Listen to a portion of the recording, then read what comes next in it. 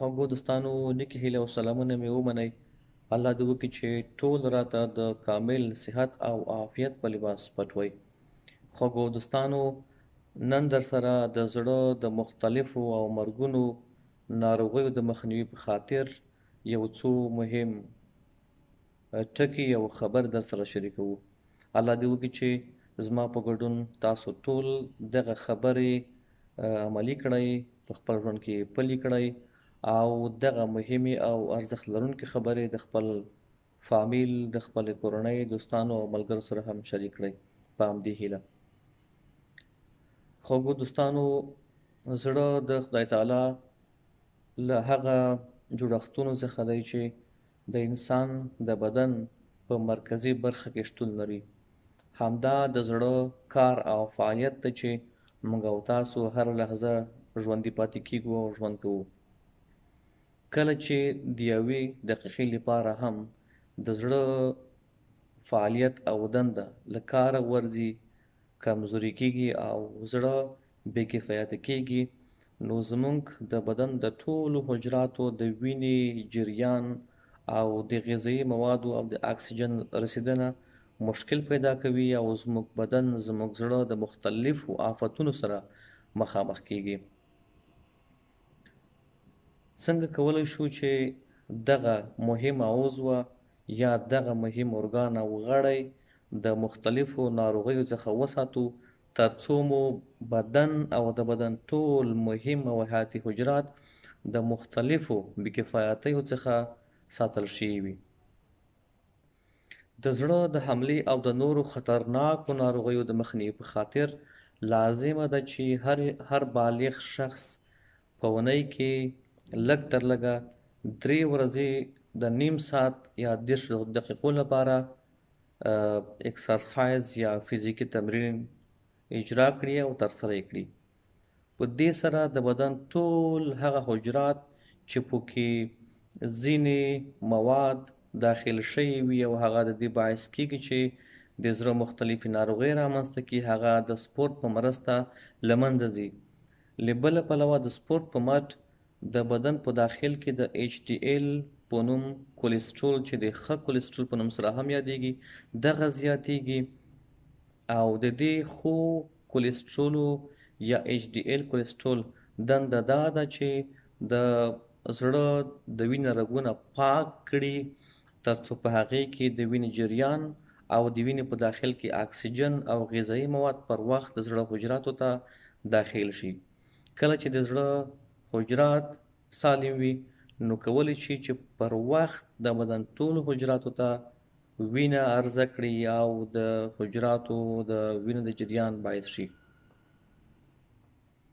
بل مهم څه چې لازم دي ترڅو زموږ د زړه په داخل کې رګونه بند نشي، هغه د زړه د حملې باعث نشي، هغه دا دی چې د تازه سبزیجاتو او د میوو څخه ګټه اخیستنه هغه څه دي چې د زړه رګونه پاک ساتي او نه پرېږدي چې غوړ مواد د رګونو په داخل کې غوټه شي یا غوټې جوړې کړي او د رګونو جدار بند کړي یا یې تنګ کړي او د زړه حملې باعث شي. دې سره څنګ کې د سګرټو پرېښودل، د نړۍ په کچه د سګرټ او تمباکو څکل د زړه د حملې تر ټولو لومړنی علت تشکیلوي. کله چې یو څوک سګرټ پرېږدي، نو دا خپل ځان ته ګټه رسوي. هر کله چې یو څوک سګرټ پرېږدي، د دوی عمر زیاتیږي. سګرټ هغه بدبخته شی دی چې د انسان ژوند لنډوي، د انسان ژوند اخلي. بل مهم شی د رواني فشارونو کنټرول دی. هغه څوک چې د رواني فشارونو، د اضطراب، د ویرې او د ترس د خفګان ښکار دي، دا هم د دې باعث کیږي چې ځینې مواد په وینه کې زیات شي او هغه د زړه د رګونو په داخل کې غوټه شي یا ټول شي او دغه رګونه تنګ کړي، چې دا هم د زړه د مختلفو امراضو د رامنځته کېدا باعث کیږي. بل مهم مورد دا دی چې فزیکي فعالیت اجرا کول، سپورت کول. دا ما وړاندې هم یاد کړه، بیا یې ځکه یادوم چې سپورت یو بې پیسو یو مفت شی دی، یو هغه څه دی چې هغې باندې هیڅ مصرف نه کیږي. یو څوک کولی شي په خپله کوټه کې بهر د کور په چمن کې مختلف قسمه سپورټونه اجرا کړي او د دې په مټ دوی د زړه د مختلفو امراضو څخه ژغورل کیږي او ساتل کیږي. بل مورد دا دی چې د غوښو او د غوړو د ډیر خوراک څخه په کلکه ډډه کول. غوښې او مشبوع شحمي اسیدونه هغه څه دي چې دا هم د زړه د رګونو په داخل کې د غوړو د غوټو د جوړېدو باعث کیږي چې دا هم د زړه د حملې او د نورو مختلفو امراضو باعث کیږي. بل مورد دا دی چې د درد ضد دواګانو له ډیر خوراک څخه په کلکه ډډه کول.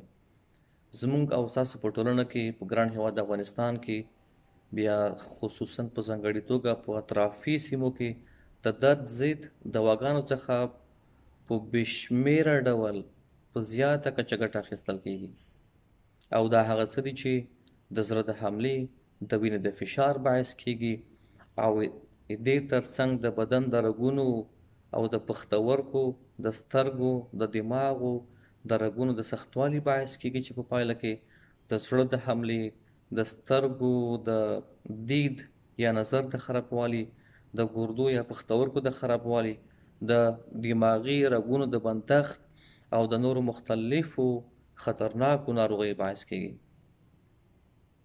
دوستانو دا هغه مهم موارد وو چې د زړه د حملې د زړه د مختلفو برقي او تقلصي حجراتو د ستونزو د مخنیوي باعث کیږي. موږ او تاسو ته لازم دي چې دغه ټکي په کلکه په پام کې ونیسو او په خپل ژوند کې پلي او عملي کړو. ستاسو نه مې دا هیله او ارزو ده چې دغه مهم ټکي او دغه ویډیو له خپلې کورنۍ له خپلو دوستانو او ملګرو سره شریک کړئ ترڅو هغوی هم د دې مهمو ټکو څخه خبر شي او د خپل زړه د ساتنې لپاره پر وخت ګامونه پورته کړي. کله چې موږ او تاسو سالم زړه ولرو دا به هغه څه وي چې موږ د ټول بدن د سلامتیا په فکر کې یو. که خدای مکړه موږ د خپل خوراک سره پام ونه کړو، که خدای مکړه موږ منظم سپورت او تمرین ونه کړو، او که خدای مکړه موږ سیګرټ پرې نږدو، وبخئ که چېرته موږ سیګرټ وکاروو یا په عامه اصطلاح سیګرټ پرې نږدو، دا به هغه څه وي چې زموږ د زړه د خرابۍ باعث کیږي. کله چې زړه خرابېږي یا بې کفایته کیږي دا د ټول بدن د وینې د جریان د ستونزمن کېدو باعث کیږي. د بدن مختلف حجرات ضعیفه کیږي او دا د ژوند د لنډون باعث کیږي. دوستانو د نورو مهمو معلوماتو لپاره زموږ د فیسبوک پاڼه لایک کړئ او د یوټیوب چینل مو سبسکرایب کړئ ترڅو د نورو مهمو همداسې ویډیوګانو څخه برخمن شئ. ستاسو له پاملرنې مننه. ښې شپې او ورځې ولرئ.